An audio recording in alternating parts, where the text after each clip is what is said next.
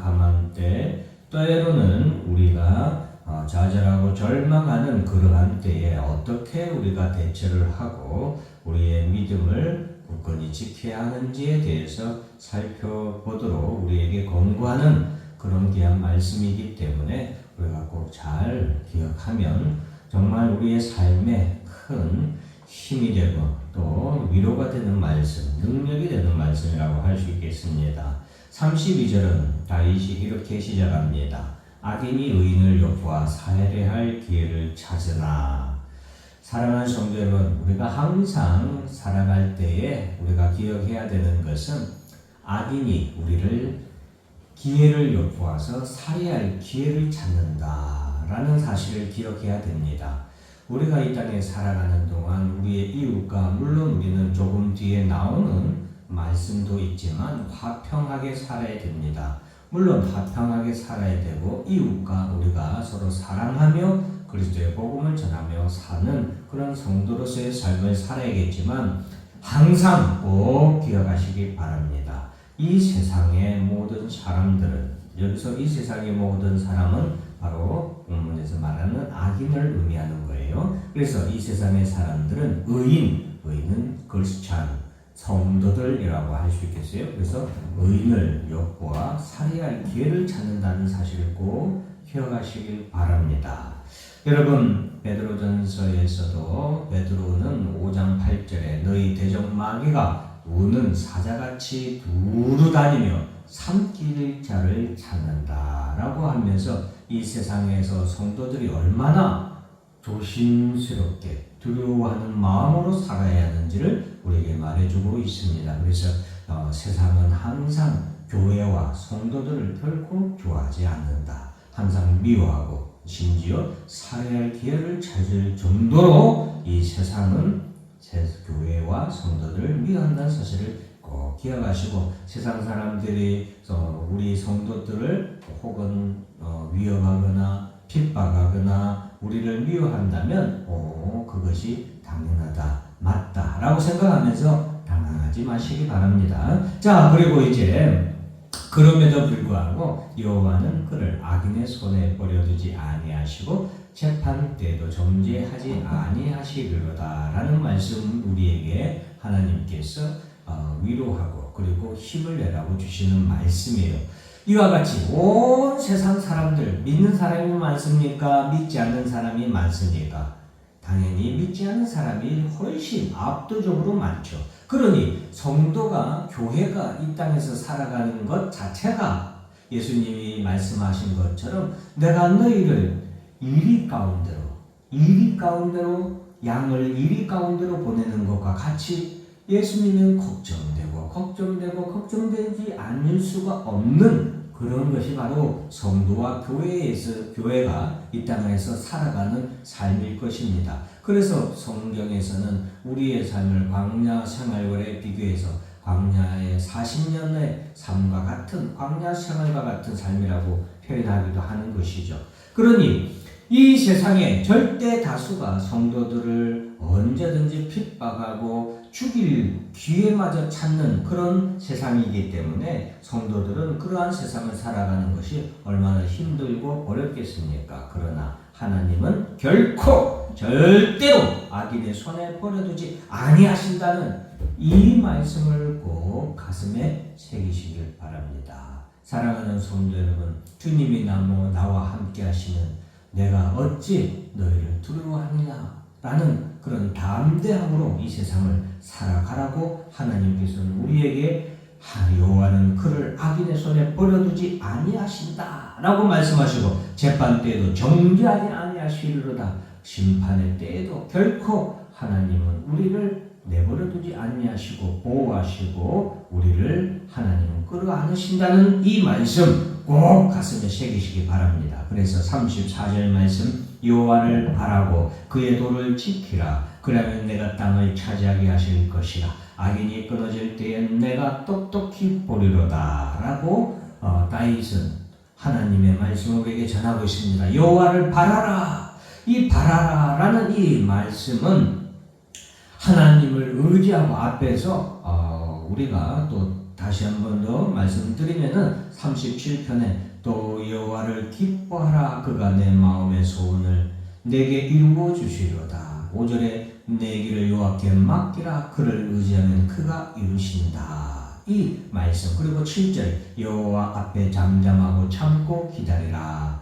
이 말씀들이 바로 여호와를 바라라 한 구절에 들어가 있는 거예요. 그래서 여호와를 바라라 라는 말씀은 이러한 믿음으로 환난과 고난의 때에 그리고 이 세상의 절대 다수가 우리를 미워하고 심지어 성도들을 죽이려고 기회를 엿보는 그러한 엄청난 살벌한 그런 현실을 살아가는 성도들이 우리가 해야 될 것은 하나님을 바라는 것이죠. 그리고 이 바란다라는 것은 하나님의 때를 기다림의 의미도 있는 것입니다. 그래서 성도들은 이러한 때에 참고 의지하고 믿고 믿음으로 참고 기다리며 원망하거나 불평하지 아니하고 하나님께 맡기고 하나님이 이루실 때를 바라고 기다리는 것이죠. 그것이 바로 여호와를 바라고 그의 도를 지키는 이것이 바로 한 구절에 다 포함되어 있는 거예요. 사랑하는 성도 여러분, 정말로 우리 성도들 나중에 39절 40절에 가서도 말씀드리겠지만 의인들의 구원은 여호와께로부터 오나니 그는 환난 때에 그들의 요새이시로다. 여러분, 의인들의 환난은 이 땅에 살아가는 동안 우리에게 항상 있는 것임을 여러분 기억하시길 바랍니다. 오늘날 교회에서 물론 교회 가면 평안하다, 교회 가면 모든 일이 잘 된다, 성공한다, 대학에 합격한다, 아니면 좋은 일이 일어난다 이런 말씀들도 많이 가르치지만 우리가 중요한 것은 그리스도의 고난, 십자가도 우리가 가르치고 성경에서 우리에게 하나님께서 우리에게 더 주시는 말씀은 의인들의 구원, 그의 환난, 즉 우리의 성도들에게는 교회에게는 환난의 때가 반드시 있다는 것이고 그러한 환난의 때 그러나 성도들은 그러한 환난이 그것이 어려움으로 혹은 절망으로 좌절로 멸망으로 끝나는 것이 아니라 그 환난은 하나님의 은혜로 하나님의 사랑을 우리에게 나타내 보이시는 그 하나님의 은혜와 사랑은 환난의 때에 하나님이 어떻게 우리를 이 땅에서부터 그리고 악한 자들로부터 하나님이 어떻게 우리를 보호하시고 어떻게 우리를 감싸시고 하나님이 어떻게 우리를 구원하시는지 그 구원을 통하여 나타내 보이시는 것이죠. 그렇기 때문에 그리스도의 크리스찬의 삶은 그리스도의 고난의 길을 따라갈 때 더 풍성해진다는 사실을 기억하시길 바랍니다. 사랑하는 성도 여러분, 하나님께서는 성도에게 환난과 고난과 때로는 탄식과 눈물과 염려와 걱정과 고난을 허락하시는데 그것은 하나님의 더 큰 사랑을 우리에게 나타내 보이시고 하나님의 더 큰 은혜와 하나님의 더 큰 축복을 우리에게 베풀어 주시기 위한 잠깐의 고난이요 환난이고 단식이라는 사실을 꼭 기억하시길 바랍니다. 그래서 여러분 40절에 보면은 여호와께서 그들을 도와 건지시되 악인들에게서 건져 구원하심은 그를 의지한 까닭이로다. 우리가 하나님의 구원의 은혜를 받는 것은 우리가 하나님을 의지하기 때문인 거예요. 반대로 하나님은 하나님을 의지한 자에게 하나님의 구원을 나타내시고 그를 도우시고 그에게 은혜를 베푸신다. 즉 그것이 우리의 상급이 된다는 사실을 꼭 기억하시길 바랍니다. 그래서 앞에 37편 6절에서 내 의를 빛같이 나타내시며 내 공의를 정오의 빛같이 하시리로다 라고 하신 말씀 전에 설명드렸죠. 여기서 공의라고 한 것은 이러한 환난의 때에도 하나님을 믿고 하나님을 의지하고 하나님께 맡기고 선을 행하고 하나님 앞에 참고 하나님의 때를 바라고 기다리는 것, 그것이 바로 이러한 공의고 의라는 사실을 제가 말씀드렸습니다. 그러한 자들, 그러한 의인은 내가 땅을 차지하게 하실 것이라. 하나님은 땅을 차지하게 하실 것이고, 그리고 악인은 그때에 하나님께서 반드시 이 땅에서 끊어지게 될 것을 우리에게 나타내 보이신다는 거예요. 즉 하나님의 공의는, 전에도 말씀드렸죠. 하나님의 공의는 바로 이 환난의 때에, 고난의 때에도 하나님을 의지하는 자들에게는 구원의 은총을, 그들에게는 형통함을, 그리고 평강을, 이 땅을 차지하는 그런 축복으로 주시는 것이 하나님의 공이고, 또 다른 하나님의 공의는 악한 자들에게 심판의 때에 악한 자들의 죄에 대해서 심판하심으로 그들이 끊어지는 것, 그들이 멸망하는 것, 그것이 바로 하나님의 공이다라는 사실을 꼭 기억하시길 바랍니다. 내가 악인의 큰 세력을 본즉 35절에는 그 본래의 땅에 서 있는 나뭇잎이 무성함과 같으나 내가 지나갈 때 그는 없어졌나니 내가 찾아도 발견하지 못하였도다 라는 이 말씀은, 저는 이 말씀을 읽으면서 마태복음 21장 19절의 말씀이 기억이 나더라고요. 그 말씀은 뭐냐면 예수님이 십자가의 고난에, 이제 마지막으로 십자가의 고난을 당하기 위해서 예루살렘으로 입성하실 때 배가 시장하셔서 무언가 먹을 게 없나 이렇게 찾으셨는데 그 앞에 무화과 나무가 있었거든요. 무화과 나무 잎이 아주 무성했어요. 그래서 예수님은 그곳에 가서 무화과 열매를 이제 드시려고 하셨겠죠. 그런데 그 무성한 무화과 나무에 잎이 무성했는데 예수님은 그곳에서 열매를 얻지 못했죠. 그때 예수님께서는 이렇게 말씀하십니다. 이제 영원토록 내가 열매를 맺지 못하리라 하시니 무화과 나무가 곧 마른지라. 사랑하는 성도 여러분, 물론 이 35절 6절 말씀을 다르게 해석할 수도 있지만 저 개인적인 주관적인 해석으로는 그렇습니다. 이 땅에서 믿음이 있는 자는 이와 같이 무성한 나무이지만 그 가운데 열매가 있는 자요. 믿음이 없는 자는, 즉 이 환난의 때에 믿음이 없는 자는 열매가 없는 자로서 악인이고, 오늘 본문에 나오는 나뭇잎만 무성하여 지나갈 때에 없어지는, 사라지는, 예수님이 말씀하실 때에 무화과 나무가 곧 마른지라, 말라 비틀어져 결국에는 불에 던지게 되는 그런 하나님 나무라는 사실을 우리가 기억해야 되겠습니다. 그래서 성도는 이러한 때에 믿음을 굳게 지키는 것, 그것이 가장 아름답고 가장 하나님 앞에 영광을 돌리는 일이고, 또한 그것이 우리의 영광이 된다는 사실을 꼭 기억하시기 바랍니다. 37절의 말씀에 보면 온전한 사람을 살피고 정직한 자를 볼지어다. 모든 화평한 자의 미래는 평안이로다. 온전한 사람, 정직한 자, 화평한 자, 다 성도를 말할 수 있겠죠. 이 온전한 사람도 정직한 자도 화평한 자도 다 성도이고, 또한 이 사람은 의인이라고 할 수 있겠습니다.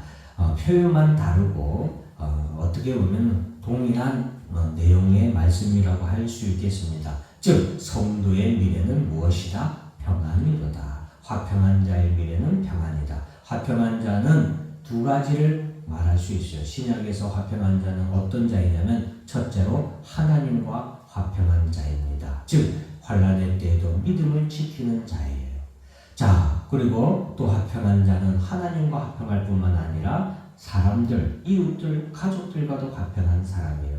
우리가 고난을 당할 때, 어려울 때 가장 먼저 우리가 저지르기 쉬운 죄는, 가장 먼저 우리가 범하기 쉬운 우리가 실수는 무엇이냐? 가까운 사람, 내 가족, 내 친구, 내 부모, 내 자녀, 내 이웃에게 우리가 화를 내고 불평하고 짜증을 낼 수 있는 것이 가장 우리가 범하기 쉬운 잘못이죠. 그러나 이 화평한 자, 성도는 바로 그러한 때에도 하나님과 하나님께 원망하거나 불평하지 아니할 뿐만 아니라 우리의 주변 이웃, 우리의 가족들에게도 그렇게 불평하거나 원망하거나 화를 내지 아니하는 자가 바로 화평한 자예요. 그래서 이러한 화평한 자가 예수님의 십자가를 나타내는 자라고 할 수 있겠습니다. 우리 십자가, 이 앞에도 십자가가 있죠. 하나님과의 화평, 그리고 사람과의 화평을 나타내는 나타낸 게 또한 십자가니까 바로 이러한 자의 미래는 무엇이다? 평안이다 라는 이 말씀을 꼭 기억하도록 여러분들이 기억했으면 좋겠습니다. 마지막 아까 했지만 39절 40절에 보면 의인들의 구원은 여호와로부터 오나니 그는 환난의 때에 그들의 요새시로다. 여호와께서 그들을 도와 건지시되 악인들에게서 건져 구원하심은 그를 의지한 까닭이로다 라고 마지막 말씀을 맺고 있습니다. 다시 한 번 더 의인들의 구원은 여호와께로 온다는 이 사실, 의인들의 힘은 하늘로부터 하나님께로부터 온다는 사실, 우리의 눈물을 닦아주고 위로를 주는 것은 하나님 아버지께로부터 온다는 사실을 꼭 기억하시고, 환난의 때이기 때문에 너무나도 어렵기 때문에 너무나도 힘들기 때문에 너무나도 앞이 깜깜하기 때문에 더욱더 우리는 하나님을 의지해야 되는 것을 꼭 아시고 믿음을 더욱더 굳게 지켜서 하나님 앞에 큰 은혜를, 더 큰 사랑을, 더 큰 축복을 받는 그런 성도와 교회가 되기를 주의 이름으로 축원합니다. 말씀 생각하면서 오늘 좀 마무리하느라고 말씀이 좀 길었는데, 말씀을 생각하면서 우리 시편 37편 말씀을 기억하면서 다 같이 주여 한번 크게 부르짖고 우리가 의인들의 구원은 여호와께로부터 온다라는 말씀 기억하고, 또 여호와를 바라고 그의 도를 지키라라는 이 말씀, 그리고 이 세상의 악인들은 의인을 엿보아 기회를 찾으니 이러한 땅에서 우리가 더욱더 하나님을 바라며 살아갈 수 있는, 또한 환난의 때에도 우리가 온전한 사람, 정직한 자, 그리고 화평한 자에 대해서 설명을 했죠. 이러한 사람이 되게 해달라고, 우리의 가족들 하나님과 화평하고 가족들과 이웃들과 이러한 어려운 때에 더 화평할 수 있는 그런 우리의 삶이 될 수 있게 해달라고 주여 한번 크게 부르짖고 기도하겠습니다. 주여!